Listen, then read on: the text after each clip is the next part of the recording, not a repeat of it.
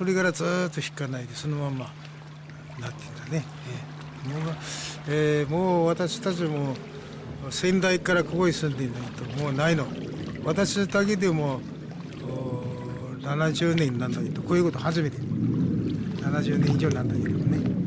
初めてだねこういうこと。The locals here fear that as the waters recede, it will expose bodies swept all the way up from the coast.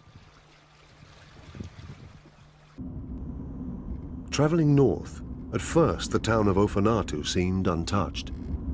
Look over there, those houses look undamaged. They've got power and everything here.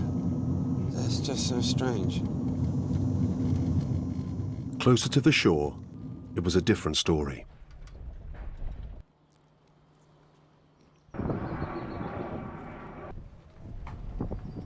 And as if Ofanatu didn't have enough problems, scientists reckon that this whole area, this region, has subsided well over a metre. And in the next couple of days, the region is also expecting the highest tides of the year.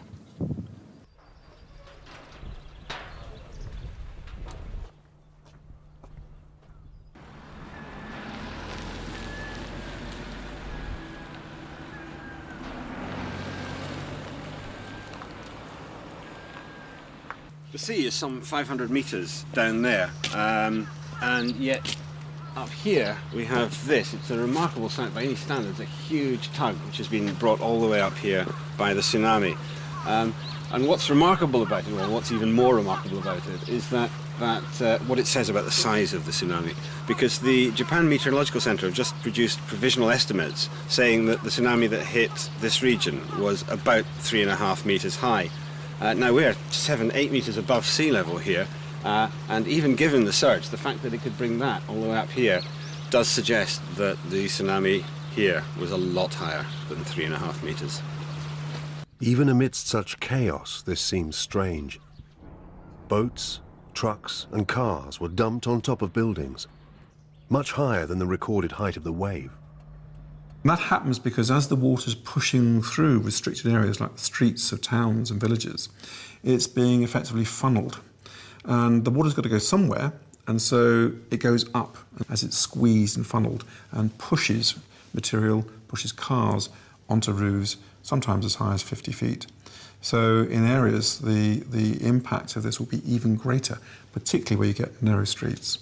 Once the wave starts to pick up part of a town, the warehouses along the dock, the debris and all that, then it becomes more like a glacier. You know, it's a moving wall of debris, and the more mass it has, the more power it has as it comes in.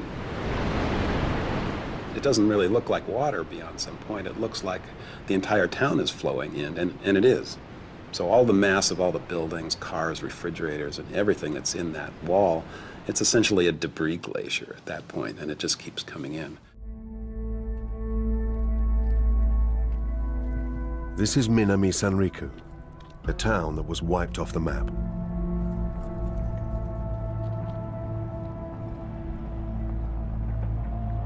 "95% of the buildings destroyed.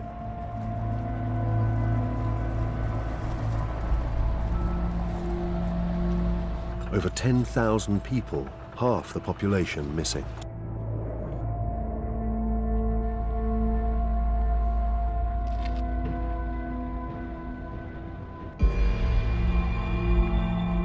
This place, Minami Sanriku, probably symbolizes the tragedy more than anywhere. An entire town wiped out by the force of nature.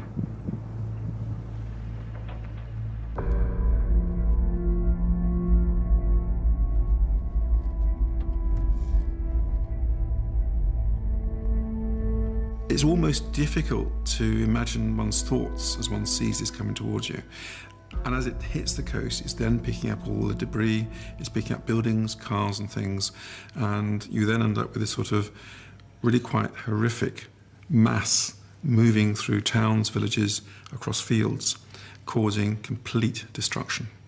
I mean, it would be bad enough if it was only water, but because it's full of cars and you can't swim against it or flow with it or do anything, you're just like in front of a bulldozer of moving the entire town.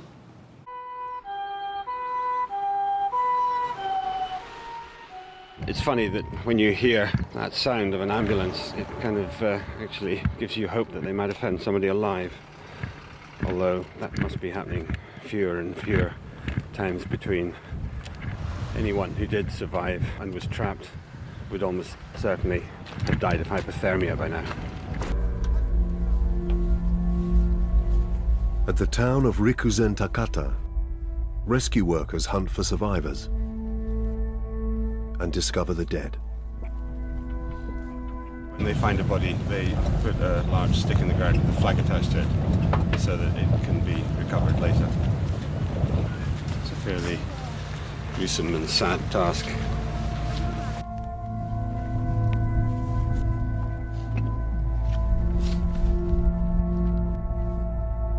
In fact, they're not just collecting bodies, they're also collecting personal mementos as well, which they find.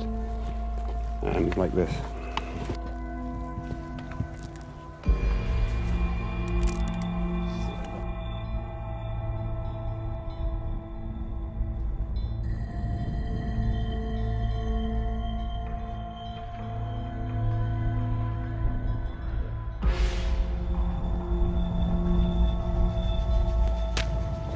I'm afraid what we have here is more bodies waiting to be taken away.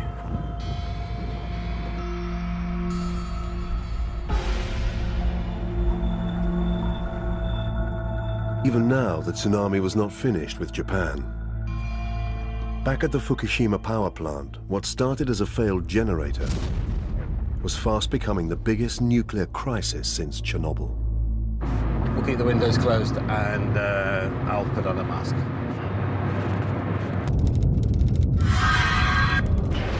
Scientists have already gathered more data from Japan's earthquake and tsunami than from any other disaster in history.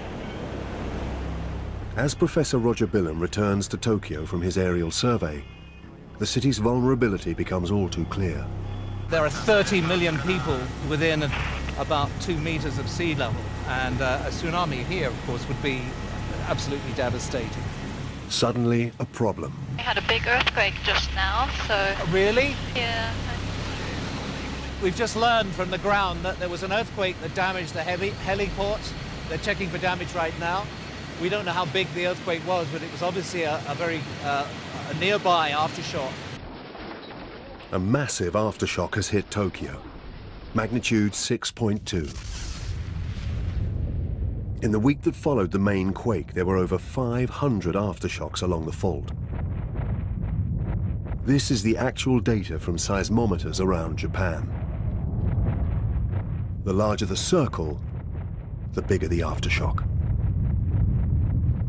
The shaking is now stopped, so I'll just continue landing. Finally, Billam's helicopter is given the all clear to land. Even at the heliport in Tokyo, the damage is plain to see.